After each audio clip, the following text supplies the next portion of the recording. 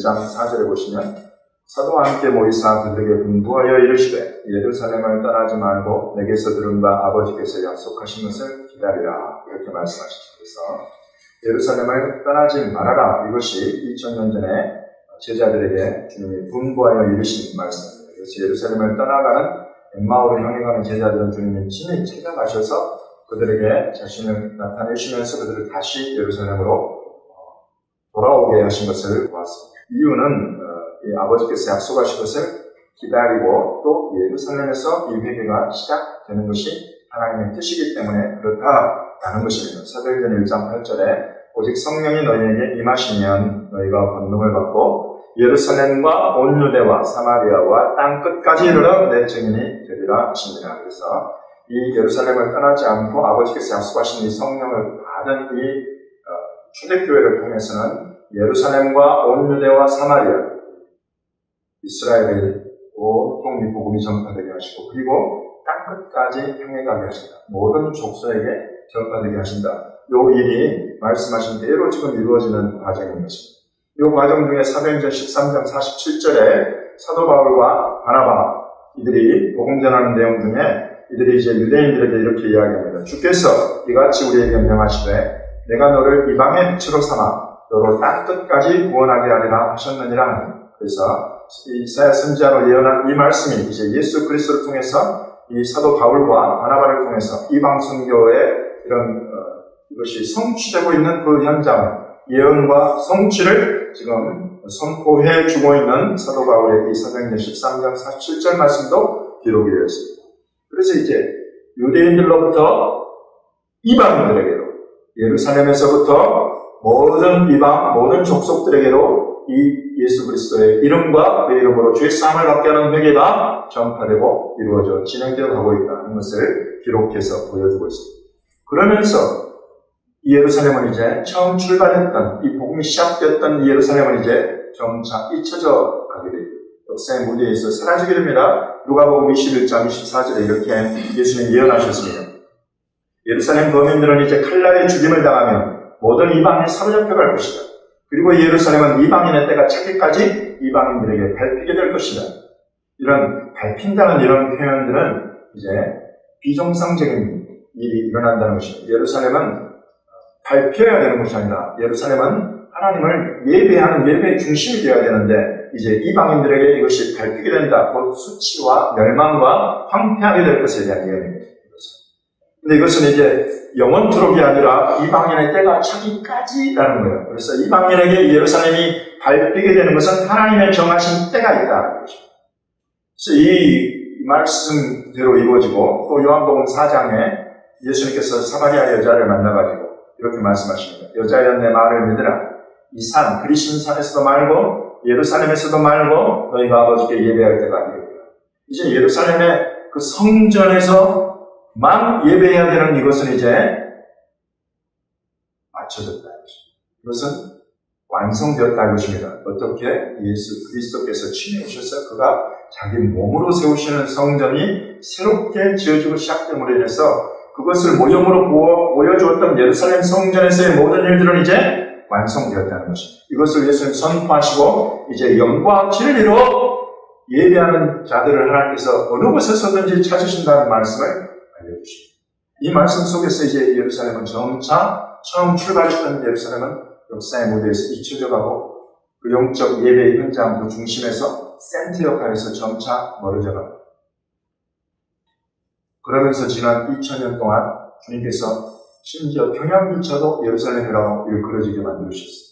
그런 역사를 하나님은 하나님의 성령을 부어주심으로써 동서남북 사방 모든 땅 모든 나라 모든 언어 가운데에서 이런 일들을 이루어 오신 것입니다. 심지어 인도네시아 섬들에서도 일어났고 곧 여러분 오순절 불과 같이 내리시는 이와 같은 성령이 인도네시아 동티모르 섬에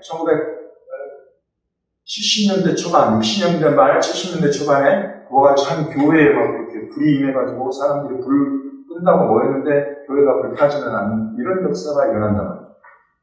하나님의 성령의 역사에는 제한이 없어요. 이와 같은 성령의 역사에 일어나는 모든 것은 전부 다 주 예수 그리스도의 이름이 선포되고 예수 그리스도의 이름으로 죄 사함을 받고 예수 그리스도의 이름으로 하나님의 백성이 모든 언어, 모든 족속 가운데서 일어나게 되었다 하는 것입니다.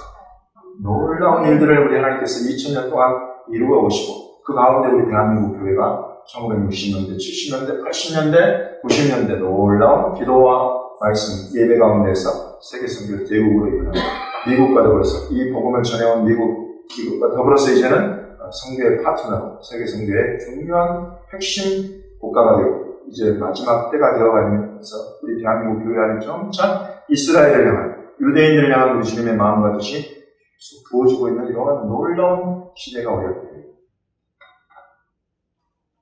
이와 같은 때를 예언하고 있는 것, 곧 마지막 때, 우리가 종말이라고 하는 엔타임이라고 하는 이 부분에서 그러면 예루살렘의 역할은 이제 어떻게 되는가에 대해서 성경은 또한 예언하고 있는 것입니다.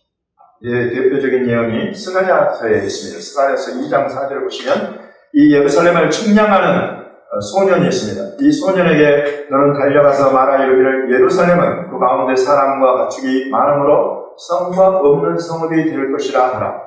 스가랴는 우리가 잘 아는 바대로 구약 예언서를 기록한 것 중에 마지막에서 두 번째 말라기 하나가 그 끝에 있습니다. 이 스가랴 선지자는 이제 예루살렘이 지금은 이 성곽에 둘러있는 예루살렘이지만 이제 장차 예루살렘은 이 성곽이 없는 거대한 도시가 확장된 도시가 될 것이다. 이런 예언을 했습니다. 오늘날 이 예루살렘에 가보시면 실제로 예루살렘은 이제 성곽이 있는데 그 성곽 안은 몰시티라고 부르고 예루살렘은 그것보다 확장되어가지고 거대한 예루살렘이 되어 있는 것을 볼 수 있습니다. 이때에 대해서 스가랴가 2장 11절에 또다시 예언합니다.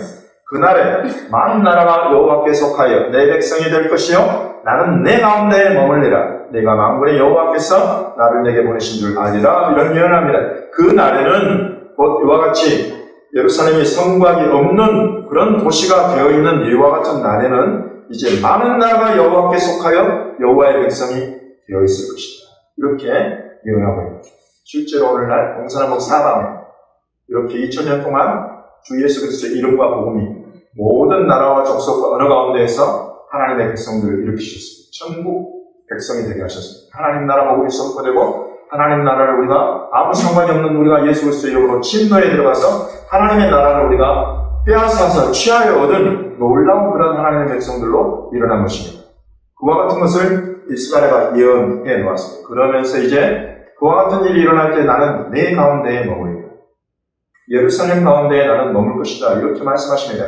이것이 도대체 어떻게 이루어지는가? 스가랴서 14장 마지막 장에 보시면 4절과 5절에 이렇게 예언되어 있습니다. 그날에 그의 발이 예루살렘 앞 곧 동쪽 감람산에 서실 것이요 감람산과 강 가운데가 동서로 갈라져 매우 큰 골짜기가 되어서 산 절반은 북으로 절반은 남으로 옮기고 그 산 골짜기는 아셀까지 이를지라. 너희가 그 산 골짜기로 도망하되 유다 왕 우시야 때의 지진을 피하여 도망하던 것 같이 하리라. 나의 하나님 여호와께서 임하실 것이요 모든 거룩한 자들이 주와 함께 하리라. 아멘.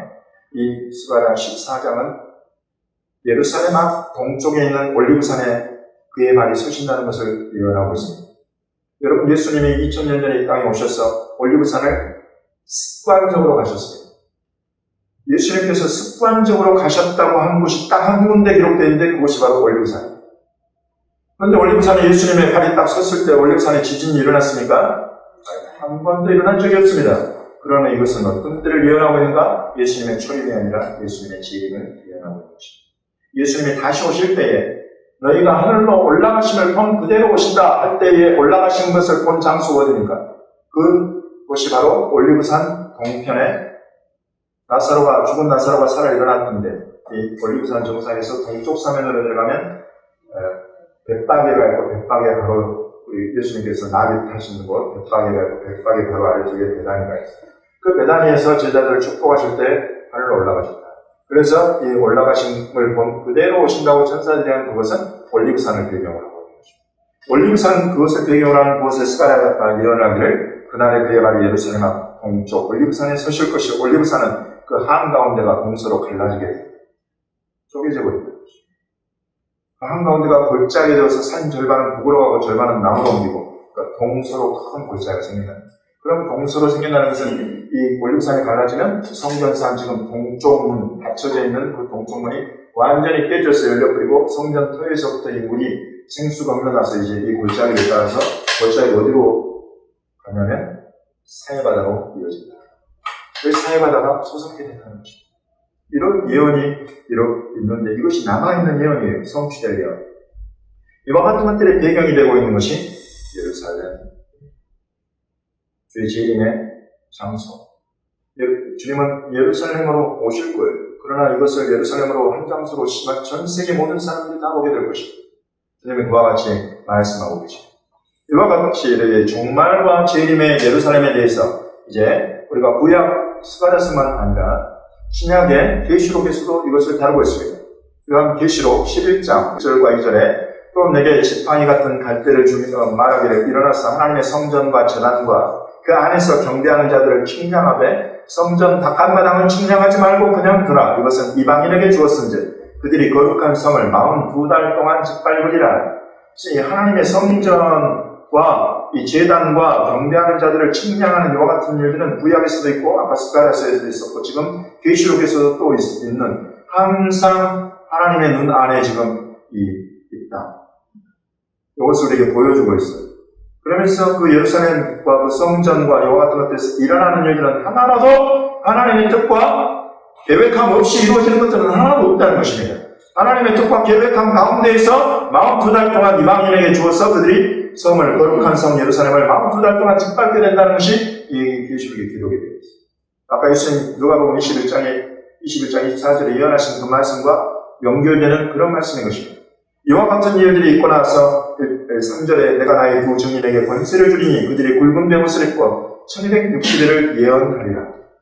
하나님의 종 선지자들이 증인으로, 촛대로, 선지자로 이렇게 이런 이름을 가지고 예루살렘에 나타날 거라는 거죠. 예루살렘에서 하나님의 말씀을 받아서 태어나게 될 것이라는 것입니다. 이들이 태어나는 것은 자기들이 하고 싶은 날까지 계속되는 것이 아니라 하나님이 정한 때까지 이것을 한다는 것입니다. 그 정한 때가 마치게 되면 그 정한 때까지 모든 하나님이 맡기신 모든 증언을 다 이루게 되면 11장 7절에 그들이 그 증언을 마칠 때에 무적행으로부터 올라오는 짐승이 그들과 더불어 전쟁을 일으켜 그들을 이기고 그들을 죽일 터인즉 그들의 시체가 큰 성 길에 있으리니 그 성은 영적으로 하면 소돔이라고도 하고 애굽이라고도 하니 곧 그들의 주께서 십자가에 못 박히신 곳이라. 곧 예루살렘입니다. 예루살렘을 지금 영적으로 하면 소돔과도 같고 애국과도 같은 그런 곳에 이 하나님의 말씀 증언을 하던 이 증인들의 실체가 그 예루살렘 성 길에 있게 될 것이다. 이 일은 어떻게 일어나냐면 무적행으로부터 올라오는 짐승이 그들과 더불어 전쟁을 일으켜서 그들을 이기고 그들을 죽일 것이다.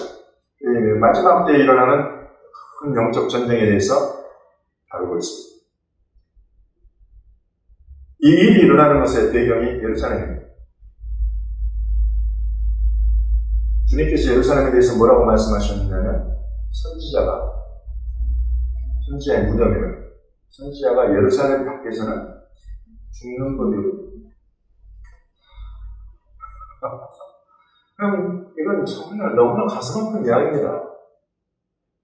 예루살렘은 누구 겁니까? 예루살렘은 하나님 거라는 답이 나와야 돼요. 이게 교회예요. 만약에 딱 물었는데 예루살렘은 누구 겁니까? 이스라엘 겁니다. 절반밖에 모르는 거예요. 절반이 아니라 10분의 1 정도밖에 모르는 거예요. 예루살렘이 누구 겁니까? 팔레스타인 겁니다. 이건 무어짓에 속아서 미혹되어 있는 거예요. 동서 예루살렘으로 분할해가지고 동예루살렘은 팔레스타인을 국가로 세워서 수도로 세워줘야 됩니다. 여러분, 이건 거짓이에요. 이건 미혹이에요. 예루살렘은 하나님 거예요. 그 하나님께서 예루살렘에 대한 통치권과 주권을 누구에게 맡기셨습니까? 그 아들 예수 그리스도. 이것이 시편 2편에 기록하고 있는 거예요. 마태복음 5장에 우리 주님께서 가르치시는 그런 말씀 안에 있습니다. 예루살렘은 하나님의 것이요 하나님의 통치권과 주권은 예수 그리스도 그 아들에게로 온전히 위임되어 있다. 그래서 예수님께서 예루살렘아 예루살렘아 암탉이 평안히 품으려고 한 같이 네가 내 자녀를 안으려고 한 적이 몇 번이냐. 그러나 내가 원하잖아. 예루살렘의 범인은 다 예수다. 이걸 예수님은 본인 입으로 아예 선포하고 계십니다. 그러나 그것을 예루살렘 범인이 원치지 않는다. 여러분, 이런 데에서 하나님이 보내신 예수 그리스도를 또 최종 확정되는 이 예루살렘의 주권자들의 행렬이 이 거부하는 자들에 의해서 계속 죽어나가는 것입니다. 예루살렘은 하나님의 것이니 하나님의 통치를 받아야 되는데 하나님을 예배하고 하나님의 말씀 이곳에서 하나님의 세우신 왕이 곧 예수 그리스도께서 다윗의 보좌에 앉아서 이곳에서 이스라엘을 다스려야 된다 라고 하나님의 성경에 기록하고 예수님 오셔서 말씀하셨지만 이것을 순종하여 받아들이는 유대인들이 없다는 것입니다. 곧 지도층, 리더십들, 정치 영주 지도자들이 이것을 배척하고 거부해버린다는 것입니다. 그래서 예수님은 이전에는 이방인의 때가 차기까지 이 예루살렘은 이제 이방인의 발에 밟히게 될 것이다. 수치와 모욕을 당하게 될 것이다. 그래서 여러분 지난 2000년의 역사를 조금만 관심을 가지면 이제 쭉 살펴보면 예루살렘의 주인이 12번이나 됩니다. 전부 다 이방 세력. 그 중에 어떤 세력들은 유대인을 아예 쫓아내버리고 들어오지도 못하게 하고 그러나 그 중에 또 어떤 세력들은 유대인들을 들어와서 살 수 있게도 또 해주고 그러면 이렇게 12번이나 됩니다. 12번이 넘을 수도 있어요. 제가 확인한 것만 12번. 주인이 계속 바뀌는데 12번이나 됩니다. 수치. 왜 이런 일이 일어나는가? 예루살렘이 하나님의 소유인 것을 이스라엘이 인정하지 않는다. 하나님은 그것을 황폐시키면서까지 이스라엘을 가르치신 거죠. 그 일이 지난 2000년 동안 있어 왔습니다. 그러나 지금 우리가 살펴보는 바에 의하면 이 예루살렘은 이 마지막 때 우리 주 예수님께서 다시 오시기 바로 직전에 계속 끝까지 우리 주님께서 주님의 사람들을, 주님의 증인들을 보내신다는 것입니다. 계시록 11장 11절에 이렇게 이어집니다. 이 시체가 애들이 죽었는데 이 증인들이 3일 반 후에 하나님께로부터 생기가 그들 속에 들어가며 그들의 발로 일어서니 구경하는 자들이 크게 두려워하더라. 하늘로부터 큰 음성이 있어 이리로 올라오라 함을 그들이 듣고 구름을 타고 하늘로 올라가니 그들의 원수들도 구경하더라. 이렇게 기록되어 있습니다. 이 일은 지금 이 증인들이 죽고 또 부활해서 다시 살아나서 하늘로 올라가게 되는 이와 같은 일들은 원수들도 구경하고 심지어 이 땅에 살아가는 많은 나라들이 다 구경하면서 보게 된다는 내용이라는 것을 계시록 11장 기록하고 있습니다. 3절에 그때에 큰 지진이 나서 성 10분의 1이 무너지고 지진에 죽은 사람이 7천이라 그 남은 자들이 두려워하여 영광을 하늘의 하나님께 돌리더라. 지금 스가랴 14장과 계시록 11장 13절이 큰 지진으로 이어지고 있는 것입니다. 마지막 때의 예루살렘, 곧 우리 주님의 재림과 종말의 징조들과 재림과 직결되어 있는 이 예루살렘에서 일어날 일들에 대해서 특별히 물리적으로는 너무나 확실한 것이 하나가 약속이 되어 있는데 그것은 지진입니다. 주님은 마지막 때 일어날, 재난의 때 일어날 일들 중에 대표적인 것이 전쟁과 기근과 지진이라고 말씀하셨습니다.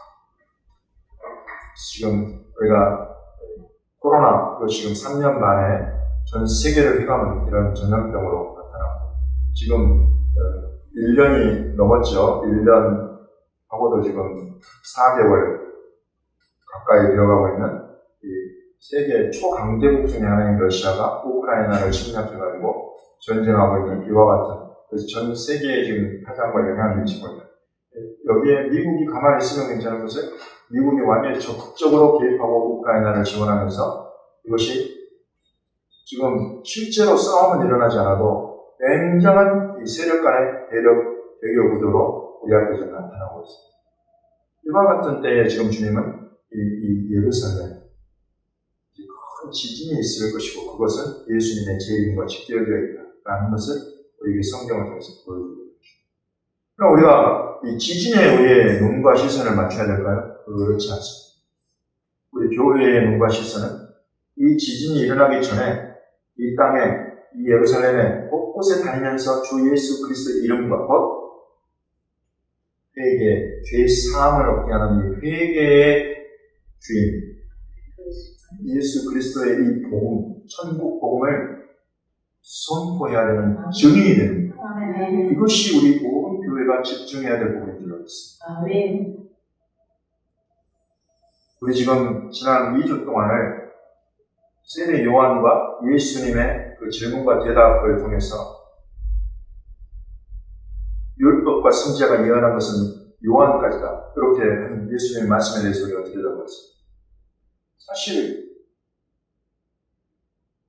요한 율법과 선지자라는 것은 실제로 이 땅에 하나님의 나라의 어떤 대변인격인 이스라엘을 놓고 일어나는 하나님의 말씀이 선포되고 그 말씀에 어떻게 반응하는가 이와 같은 것들이 마치 실험장과 같았던 이 이스라엘이라는 이 나라 한 나라를 놓고 하나님께서 율법으로 선지자들의 입에 맡기신 말씀으로 때로는 책망과 징계와 징벌로 때로는 위로와 축복과 은혜와 약속의 말씀들로 이와 같이 이 이스라엘을 다루셨던 그와 같은 것들에 대한 말씀입니다. 그러나 예수님은 오셔서 그것이 요한까지다라고 말씀하신 것은 이스라엘이라는 이 한 나라를 통해서 하나님의 뜻과 말씀과 그와 같은 것들이 풀어지고 나타났던 것들은 작은 것들. 그러나 예수님께서는 이제 참으로 이스라엘이라는 이것을 통해서 그림자로 보여줬던, 모형으로 보여줬던 참된 것, 하나님의 나라, 천국 복음을 예수 그리스도로 말미암아서 이제 새롭게 이때로부터는 시작된다. 그래서 여러분 성격이 완전히 달라진 것을 우리에게 보여주고 있습니다. 오늘날 이스라엘은 그래서 이 복음을 드려야 되는 것입니다. 지금 너희가 구약과 율법과 선지자 안에 갇혀 살고 있는 이것은 하나님께서 이미 예수님께서 이미 요한 때까지라고 한정해가지고 그 계시까지밖에 머물러 있지 못하는 이스라엘은 눈과 마음을 귀를 열어주는 이 역할을 교회가 해요. 교회는 이것을 명확하게 구분하고 이해해야 됩니다. 우리가 가진 것이 무엇인지를 확인하고 확증하고 확신해야 됩니다. 이스라엘 나라 정도의 일이 아니다. 하나님의 나라의 복음이요 하나님의 나라에 들어가는 새 하늘과 새 땅과 새 예루살렘에 들어가는 이것이 너희 이스라엘 앞에 남아있다는 것을 이들의 귀를 열어서 눈을 열어서 마음을 열어서 깨우쳐주는 이상 이것이 교회의 것입니다. 이것이 바로 예수께서 가져오신 그 이름으로 열어주시는 회개의 천국 그것이 지금 저와 여러분에게 주어진 것입니다. 너무나 놀랍고 크고 위대한 역사. 그래서 여자가 낳은 자 중에 세례 요한보다 큰 자가 없지만 너희들은 다 세례 요한보다 다 큰 자라고 말씀하신 것이 바로 이 천국으로 들어가는 하나님의 영으로 거듭난 하나님으로 태어난 사람들이다. 여자가 낳은 것은 작은 일이다. 여자가 낳은 자 중에 가장 큰 나라가 이스라엘이다. 이런 개념인 것입니다. 우리에게 주어진 이 하나님의 나라, 새하늘과 새 땅과 새 예루살렘의 어린 양 예수와의 이름으로 우리가 들어가게 된다. 이것이 얼마나 놀라운 위대한 일인가. 여러분 이것이 성령으로서 우리 안에 인쳐지고 부어지면 이제 유대인들을 우리가 품을 수가 있게 되는 것입니다. 그렇지 않으면 여러분 유대인들 만나서 그동안 제가 만나본 사람들 소위 이스라엘 사역자들이라고 말하는 사람들 중에 우리에게 주신 이 예수와 이 복음이 천국이 얼마나 위대한지 몰라서 보내놨더니 그들 같아져버려요. 그들 같아지더니 나중에는 아예 이스라엘로부터도 돌아서버려요. 여러분 이것은 진리이신 예수 그리스도를 제대로 알지 못하고 이렇게 나왔을 때에 부딪히는 그런 위험입니다. 그러나 여러분 우리가 이와 같이 말씀을 통해서 이제 오늘은 특별히 예루살렘을 통해서 처음 시작된 그 예루살렘이 2000년 동안 주님이 전 세계를 예루살렘화 만드시느라고 새 예루살렘에 들어가는 백성들을 일으키시느라고 놓아놓았던 예루살렘이 이제 다시 오시는 주님의 재림과 종말의 때에 주님이 다시 이 예루살렘을 향해 가신다. 그들을 반드시 찾으신다. 이것을 성경이 우리에게 말씀해주고 있고 지금 이와 같은 일들은 제가 이사야 62장, 시편 147편, 시편 117편 이와 같은 말씀들을 우리가 살펴봤을 때 이 예루살렘을 그냥 하나님께서 잃어버린 지역. 하나님은 자기 소유권, 자기 소유인데 그것을 정한 때까지만 이방인들에게 주었다. 그 때가 차면 이 소유권은 하나님이 다시, 사실 다시 찾는 것도 아니에요. 이방인에게 맡겨놓은 건 이것도 하나님의 전체적인 통치권과 주권 안에서 이루어진 일이기 때문에 이것에 대해서 이제 하나님께서 이것을 다시 이스라엘에 이루어주고, 그리고 그 세우신 메시아 왕 예수 그리스도의 통치 안에 이 예루살렘을 두시는 것. 여러분, 이것은 하나님의 그 섭리 안에 있는 일이에요. 그 섭리 안에서 지금은 이제 우리 주님께서 예루살렘에 대한 주권과 통치권을 나타내시려고 이제 그곳으로 향해 가시는 때다. 여러분, 이 때를 우리 교회가 깨닫고 그곳으로 향해 가시는 예수님과 그의 발을 맞춰서 경외해 가야 되는 때다. 이거는 이스라엘은 마치 동물과 같이 우리 대한민국에는 관심이 크게 가지고 있습니다. 이 높아진 관심 안에는 일반적인 성지순례, 그 이상도 그 이하도 아닌 것들이 대부분. 그러나 주님은 이 종말과 재림의 때와 연관해서 예루살렘을 보고, 그래서 이 마지막 때에 예루살렘에 주 예수 그리스도의 이름과 복음을 선포하고 들려야 되는 증인, 그 사명을 가진 증인으로서의 교회들, 그렇게 예루살렘을 들어가는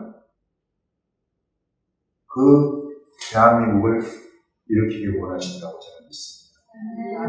그럼 교회가 여기에 반응해야, 이 부르심에 반응해야 됩니다. 청년들이며 교회들이며 성도들이며 이스라엘 들어갈 때 바로 이 하나님의 뜻을, 이 말씀을 선포하고 들려야 되는 거죠. 주님이 계속 그와 같이 하실 줄로 저는 믿습니다. 왜냐하면 처음에 예루살렘에서 시작되어서 천하 모든 족속에게 전파된 이것 또한 하나님의 뜻이고, 그것을 하나님께서 하나하나 그대로 이루어오죠. 반대가 없었습니까? 심각했지요. 유대인들은 아예 이방인들을 만나려고도 하지 않았어요. 고넬료를 찾아가 만난 예수님 수제자 베드로를 초대교회가 책망을 하잖아요. 이거 어떻게 할례받지 않은 자들 먹이죠. 여러분, 이런 반대, 이런 어떤 고정된 그 틀 안에서의 반대, 이런 것들은 항상 어느 때나 있습니다. 그러나 우리 주님의 뜻은 하나씩 풀어가서 큰 물결, 큰 강물을 만들어내는 일이 있습니다. 저와 여러분은 벌써 그 강물 안에, 이렇게 시작되는 그 강물 안에 우리는 지금 우리 몸을 바꾸고 있습니다. 놀라운 시대적인 이런 리벨레이션, 계시, 이 때를 분별하고 이 때에 합당한 소명과 부르심, 이것을 확인하고 그 안에 우리가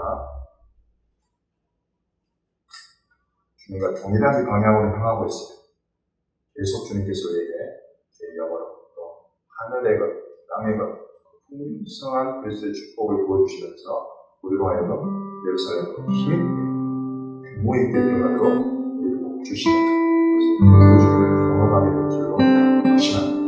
이런 은혜가 저와 여러분 모두를 붙드시고 동일하게 또 능력자들로 함께 동행하면서 이스라엘 예루살렘으로 예수 그리스도의 이름으로 나아가게 하시길 예수 그리스도 우리 주님의 이름으로 축원합니다.